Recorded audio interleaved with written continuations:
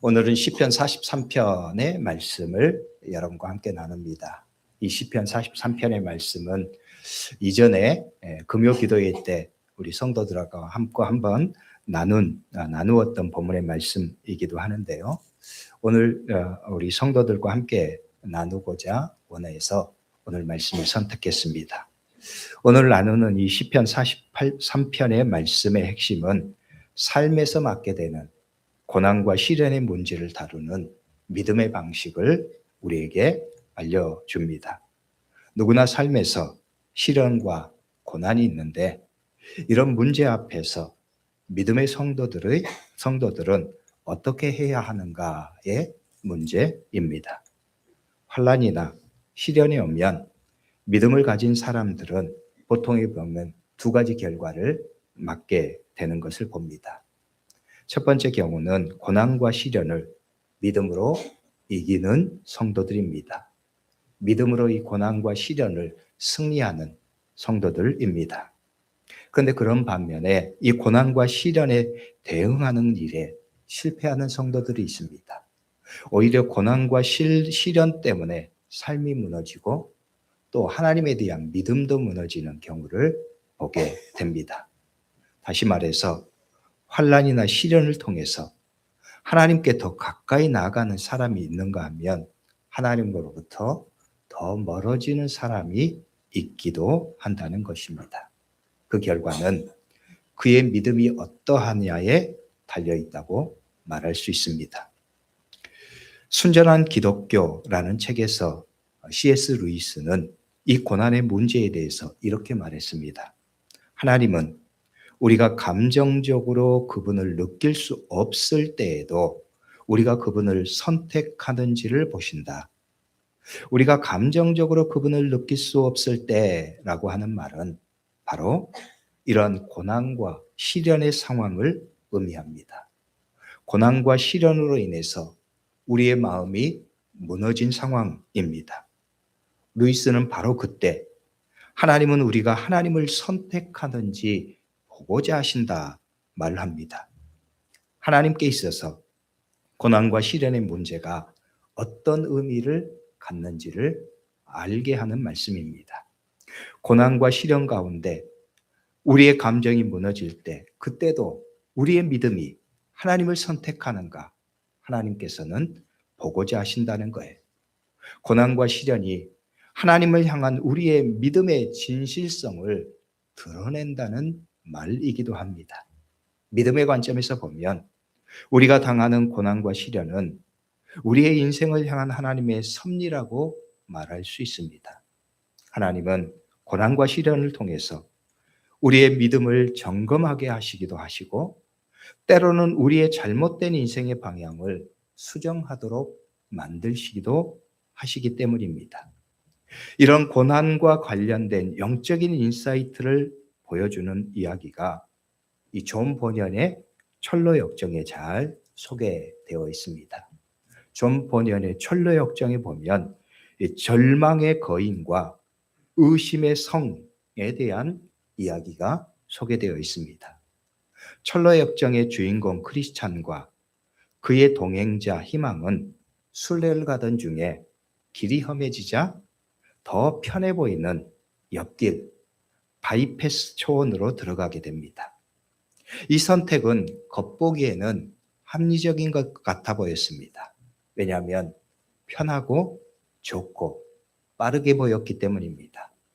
그러나 결과적으로 하나님이 정해 주신 길을 벗어난 결정이었습니다.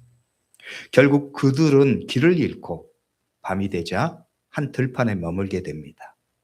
그 땅의 주인은 바로 절망의 거인입니다.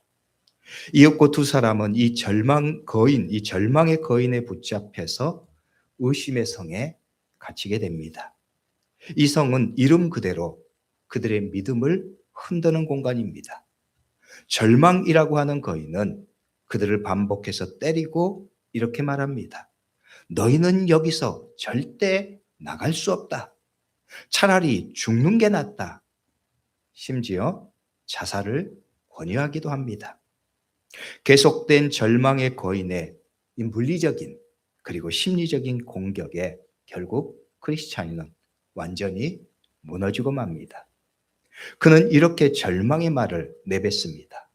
이 고통을 계속 견디느니 차라리 죽는 것이 낫지 않을까라는 말입니다. 절망에 완전히 무너진 상태이지요. 우리도 살아가다 보면 이런 감정에 사로잡힐 때가 얼마나 많습니까? 크리스찬이 절망의 거인에게 사로잡혀 모든 것이 완전히 끝났다고 하던 그 순간 한 가지 중요한 사실을 깨닫습니다. 자신의 주머니에 중요한 보물이 있다는 사실입니다. 모든 절망의 어두움을 해결할 수 있는 유일하고 강력한 열쇠가 되는 보물입니다. 그것이 바로 약속이라고 하는 보물입니다. 약속이라고 하는 열쇠입니다. 크리스찬은 이렇게 말합니다.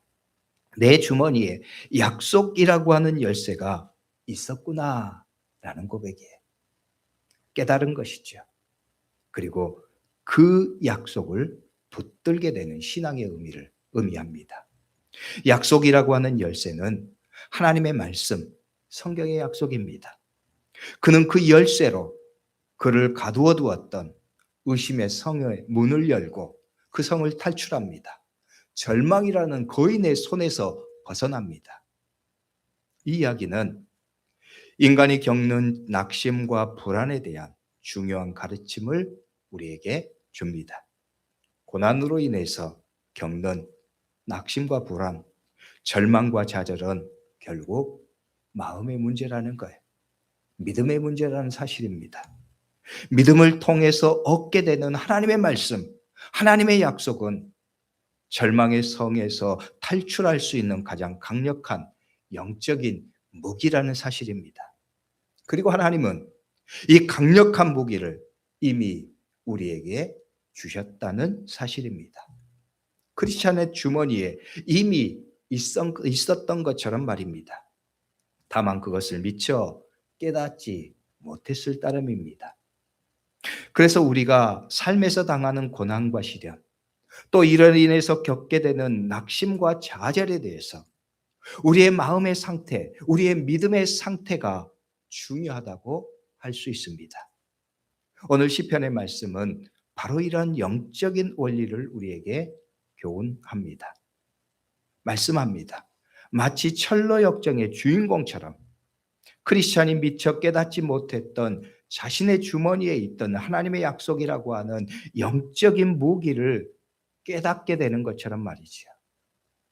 절망의 거인과 의심의 성을 벗어날 수 있는 강력한 무기가 이미 그의 주머니에 있음을 깨닫고 탄성을 지르는 것처럼 하나님의 말씀은 우리에게 외치고 있습니다.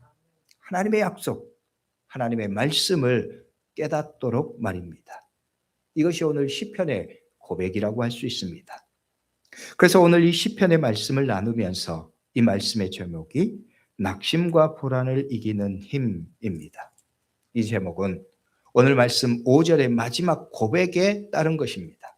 이렇게 말씀하죠. 내 영혼아, 내가 어찌하여 낙심하며 어찌하여 내 속에서 불안해하는가? 너는 하나님께 소망을 두라. 그가 나타나 도우심으로 말미암아 내 하나님을 여전히 찬송하리로다. 하나님이 우리에게 말씀하십니다. 우리의 영혼에게 말씀하십니다. 내 영혼아, 어찌하여 낙심하며 어찌하여 내 속에서 불안해하는가? 낙심하지 말라는 것입니다. 불안해하지 말라는 것입니다. 그리고 말씀합니다. 너는 하나님께 소망을 두라. 그가 나타나 도우심으로 말미암아 내 하나님을 여전히 찬송할 것이다. 낙심과 불안을 이기고 하나님의 약속, 하나님께 소망을 두는 믿음을 붙잡을 때 하나님께서 그를 회복하시고 그의 미래 가운데, 그의 삶 가운데 여전히 찬송의 은혜가 충만한 은혜를 그에게 허락해 주실 것이라고 하는 약속입니다. 그래서 하나님은 우리에게 소망을, 하나님께 내 소망을 두라 말씀하시는 거예요. 왜 그렇습니까? 하나님께서 도우실 것이기 때문입니다. 하나님이 구원하실 것이기 때문입니다. 하나님은 이미 우리에게 이 하나님의 약속, 이라고 하는 강력한 모기를 우리의 주머니에 넣어두셨기 때문입니다. 오늘 우리에게 주시는 하나님의 말씀이에요. 성도 여러분, 여러분도 이 하나님의 말씀을 들으실 수 있기를 주의 이름으로 축복합니다. 여러분의 삶에서 고난과 시련으로 인해서 낙심과 절망의 그림자가 드리워질 때 이 하나님의 말씀을 기억하고 붙들 수 있는 성도들이 될 수 있기를 주의 이름으로 축복합니다. 마치 절망의 거인에게 붙잡혀 무너졌던 크리스찬이 자신의 주머니에 있던 하나님의 약속이라고 하는 보물을 깨닫고 그 열쇠로 의심의 성을 탈출할 수 있었던 것처럼 말입니다. 오늘 말씀은 그 중요한 믿음의 일에서 우리가 기억할 것, 우리가 해야 할 일을 말씀하고 있는 거예요. 성도 여러분, 우리의 삶에 낙심이 있고 두려운 마음이 있습니다. 불안이 있습니다. 오늘 시편 기자도 그런 상황은 마찬가지였습니다. 그도 낙심과 불안 가운데 처해 있었습니다. 삶에서 당하는 고난과 고통 때문입니다. 오늘 말씀을 보면 1절의 말씀이 그런 시편의 고난 같은 고난의 상황을 우리에게 보여줍니다. 이렇게 말씀하죠. 하나님이여 나를 판단하시되 경건하지 아니한 나라에 대하여 내 송사를 변호하시며 간사하고 불의한 자에게서 나를 건지소서. 이 말씀을 보면 경건하지 아니한 자, 간사하고 불의한 자에 대해서 말합니다. 그들 때문에 이 시편 기자는 지금 예루살렘 하나님의 성전에서 멀어져 있는 시련의 땅에, 시련의 장소에서 고통을 받고 있는 상황이에요. 마치 의심의 성에서 절망의 거인에게 붙잡힌 철로역정의 크리스찬처럼 말입니다. 시편 연구가들은 이들이 아마 다메섹의 아람 족속이었을 것이다 추측합니다. 왜냐하면 아람 족속은 계속해서 이스라엘의 대적이 되어서 그들의 안전을 위협하고 괴롭혔기 때문입니다. 그 고통 때문에 그들이 늘 불안하고 위협을 당하는 상황을 직면했습니다. 그런데 사실 우리의 삶에도 보면 그런 문제들을 우리가 직면할 때가 얼마나 많은지요. 우리의 삶에도 시편 기자가 겪는 다메섹의 아람 족속 같은 대적들이 있습니다. 문제들이 있습니다. 그 대적의 형태는 사람마다 다양하게 나타납니다. 어떤 사람에게는 사람과의 관계의 문제 있을 수 있습니다. 또 어떤 이들에게는 건강의 문제가 그런 대적이 되기도 합니다. 혹은 가정의 문제가 그로 하여금 낙심되고 근심하게 하는 대적의 괴롭힘이 되기도 합니다. 어떤 분들은 사업의 문제나 경제적인 문제가 그런 대적의 모습으로 드러나기도 합니다. 모든 사람에게 사실 이 시편 기자가 직면하는 대적의 문제가 있는 것이죠. 그 문제 때문에 낙심하고 두려워하게 되고 절망하게 만드는 그런 불안들이 우리의 삶에 누구나 다 있는 거예요. 우리를 불안하게 만들고 우리의 마음을 두렵게 만드는 수많은 일들이 우리의 삶에서 있습니다. 우리의 영적인 대적들이라고 말할 수 있습니다. 철로역정의 크리스찬이 건너야 했던 의심의 성, 벗어나야 하는 절망이라고 하는 거인이 우리의 삶에도 있는 거예요. 오늘 시편의 말씀은 그런 상황에서 우리가 해야 할 일, 우리가 붙들어야 될 하나님의 말씀을 우리에게 교훈하고 있습니다. 그것은 다른 말로 오늘 말씀의 제목처럼 낙심과 두려움을 이기는 힘이라고 말할 수 있어요. 이 중요한 일의 키가 되는 말씀이 바로 3절의 말씀입니다. 3절의 말씀을 보면 이렇게 말해요. 주의 빛과 주의 진리를 보내시어 나를 인도하시고 주의 거룩한 산과 주께서 계시는 곳에 이르게 하소서. 나를 인도하시고 주의 거룩한 산과 주께서 계시는 곳에 이르게 해 주십시오. 주의 거룩한 산과 주께서 계시는 곳에 이르게 해 주시다. 그곳은 바로 예루살렘입니다. 하나님의 성전입니다. 믿음의 자리이지요. 하나님을 예배하고 하나님을 바라보는 그 믿음의 자리에 그 회복을 열망하며 기도하는 거예요. 이 시편 기자는 그곳에서 멀리 떨어져 있는 상황입니다. 그래서 다시 그곳에 보내질 것을 소망하고 있습니다. 그것을 그리워하면서 시련의 자리에서 하나님께 기도하고 있는 거예요. 그가 왜 이 먼 곳에 떨어져 있는가? 대적인 문제 때문에, 그 괴롭힘 때문에입니다. 어떤 측면에서 보면 우리의 삶에서 우리가 당하는 시련과 어려움이 우리가 하나님으로부터 멀어지게 하는 일처럼, 그렇게 작용하는 것처럼 이 고난과 시련이 하나님을 향한 마음을 막는 거예요. 하나님을 찾고 하나님을 바라보도록 만드는, 그렇지 못하게 만드는 영적인 문제가 삶에서 우리에게도 일어나는 것이죠. 그런데 이 시편의 말씀은 그런 상황에서 다시 하나님을 바라봅니다. 하나님의 말씀을 붙듭니다. 그리고 기도하는 것이에요. 이 시련의 땅에서 그의 기도는 하나님께서 안전하게 다시 돌아가게 하실 때를 바라보면서 그 하나님의 약속을 이루어 주십시오. 나는 하나님의 그 약속을 믿습니다. 나는 그 하나님의 약속을 바라봅니다. 그 하나님의 약속을 믿고 기도합니다. 하나님, 나의 기도를 들어주십시오. 기도하는 거예요.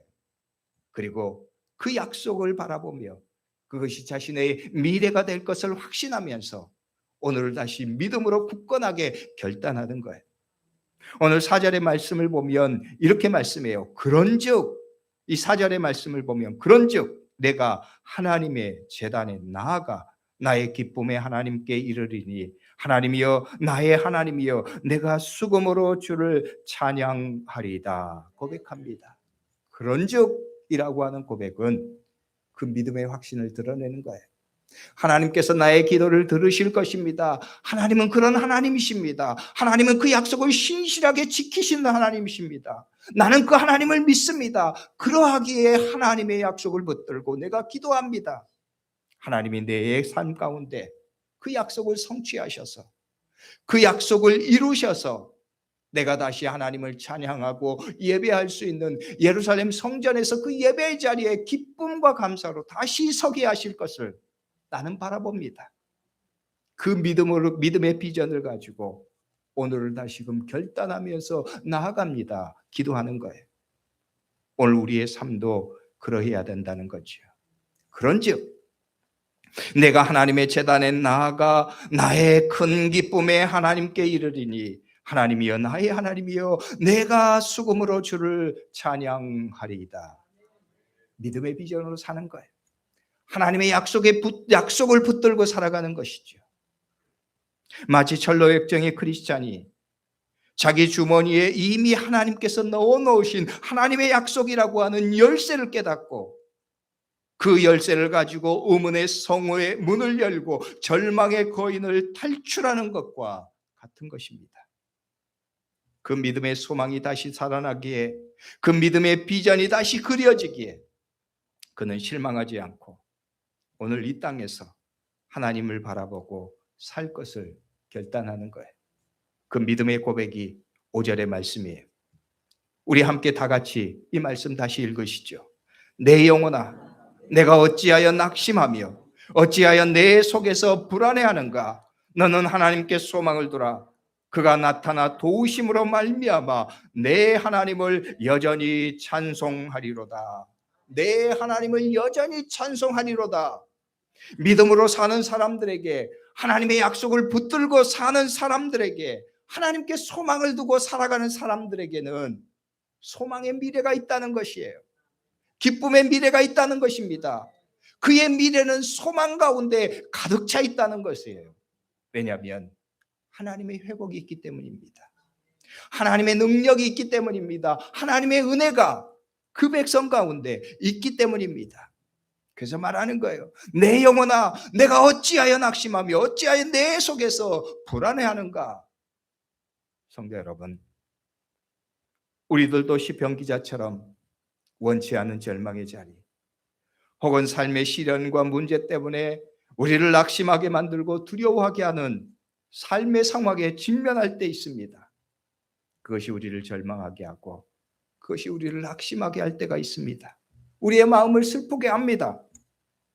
마치 철로역정의 크리스찬이 초원이라고 하는 옆길로 빠져서 절망의 거인에게 사로잡히는 것처럼 말입니다. 의심의 성에 갇히게 되는 것처럼 말입니다. 그러나 하나님의 살아계심을 믿는 성도들은 낙심할 수 없습니다. 왜냐하면 하나님은 언젠가 다시 그들을 회복하시고 그들을 다시 일으키셔서 예루살렘 소망의 땅에 서게 하실 것이기 때문입니다. 하나님은 이미 우리의 주머니에도 하나님의 약속이라고 하는 열쇠를 넣어두셨기 때문입니다. 그러면 믿는 자들은 지금 그 자리에서 무엇을 해야 합니까? 철로객정의 크리스찬이 그랬던 것처럼 하나님의 약속이라고 하는 약속의 열쇠를 다시 붙잡는 것입니다. 그 열쇠를 사용하는 것입니다. 믿음으로 기도하고 그 말씀이 주는 능력과 은혜를 붙들고 믿음으로 다시 일어서는 거예요. 그렇게 해서 하나님께서 변화시키시고 하나님께서 역사하실 삶을 살아가는 거예요. 그것이 오늘 시편의 말씀의 고백입니다. 그 믿음이 있기 때문에 하나님을 바라보고 기도하는 거예요. 하나님의 계획을 변경시키라는 것이 아닙니다. 우리가 연약해서 하나님의 그때를 기다리지 못하고 인내하지 못하고 실패하고 낙심 속에서 주저앉지 않도록 하나님 우리의 소망의 때를 속히 이루어 주십시오 기도하는 거예요. 의심의 성, 절망의 거인에게서 하나님의 약속의 열쇠를 꺼내서 사용해서 그 의심의 성을 벗어나는 것입니다. 다시 하나님의 나라를 향한 철로 역정을 시작하는 것입니다. 하나님 안에서 소망을 바라보고 믿음으로 오늘을 결단하는 거예요. 오늘 저와 여러분들의 삶이 또한 그러할 수 있기를 주의 이름으로 축복합니다. 비록 시련의 땅, 낙심의 땅에 있다 할지라도 하나님을 믿는 성도의 삶은 그 자리에서도 하나님의 약속을 믿고 하나님의 말씀을 믿고 그 믿음의 비전으로 오늘을 결단하고 사는 거예요. 우리의 삶의 기준은 우리 자신의 능력에 있지 않기 때문입니다. 하나님의 능력에 있기 때문입니다. 하나님의 약속에 있기 때문입니다.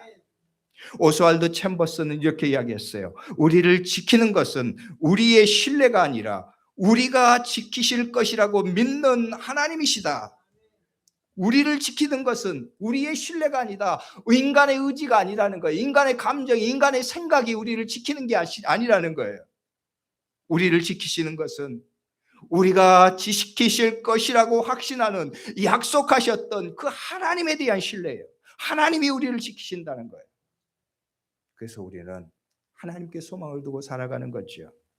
우리의 삶의 기준은 하나님이신 것입니다. 하나님의 약속입니다. 하나님의 약속의 열쇠를 붙들고 절망의 거인과 의심의 성에서 우리를 구원하실 그 능력을 신뢰하는 거예요. 그 약속을 신뢰하는 거예요. 그 약속을 붙잡을 때 절망과 시련의 상황 속에서도 하나님을 노래할 수 있는 거예요. 오늘 우리에게 주신 하나님의 말씀이 그렇습니다. 성도 여러분, 오늘 우리도 이 시편의 고백을 따라서 믿음으로 살아갑시다. 내 영혼아, 내가 어찌하여 낙심하며 어찌하여 내 속에서 불안해하는가? 너는 하나님께 소망을 두라. 그가 나타나 도우심으로 말미암아 내 하나님을 여전히 찬송하리로다. 우리에게 주시는 하나님의 말씀이에요. 우리도 이 말씀을 붙들고 고백하면서 오늘 우리의 주머니에도 하나님께서 이미 넣어주셨던 이 하나님의 약속을 붙들고 하나님의 약속의 열쇠를 붙들고 믿음으로 나아가는 삶이 되어야 하는 거예요. 오늘 저와 여러분들의 삶이 그러할 수 있기를 주의 이름으로 축복합니다. 우리의 삶에서 겪을 수밖에 없는 절망의 거인의 그림자를 벗겨내고 의심의 성을 벗어나서 하나님이 약속하신 천국 영원한 하나님의 나라를 향한 철로 역정의 길을 우리도 다시 힘차게 나아가는 삶이 되어야 하는 거예요. 오늘 하나님께서 여러분에게 주시는 말씀입니다. 여러분에게 주시는 하나님의 약속입니다. 내 영혼아 어찌하여 낙심하며 어찌하여 내 속에서 불안해하는가? 너는 하나님께 소망을 두라. 그가 나타나 도우심으로 말미암아 내 하나님을 여전히 찬송하리로다. 내 하나님을 여전히 찬송하리로다. 소망이 있는 미래입니다. 희망이 있는 미래입니다. 기쁨의 약속이 기다리고 있는 미래입니다. 하나님께 약속을 듣고 믿음으로 나아갈 때, 하나님께 소망을 두고 믿음으로 나아갈 때 여러분에게 약속된 하나님의 약속입니다. 그 약속의 말씀을 붙들고 믿음으로 살아가는 성도들이 될 수 있기를 주의 이름으로 축복합니다. 기도하겠습니다. 기도할 때 오늘 말씀을 붙들고 우리 통성으로 잠깐 기도하죠. 하나님, 나에게도 하나님 말씀하심에 그 하나님의 말씀을 듣습니다. 그 하나님의 말씀을 붙듭니다. 내 영혼아, 내가 어찌하여 낙심하며 어찌하여 내 속에서 불안해하는가? 너는 하나님께 소망을 두라. 그가 나타나 도우심으로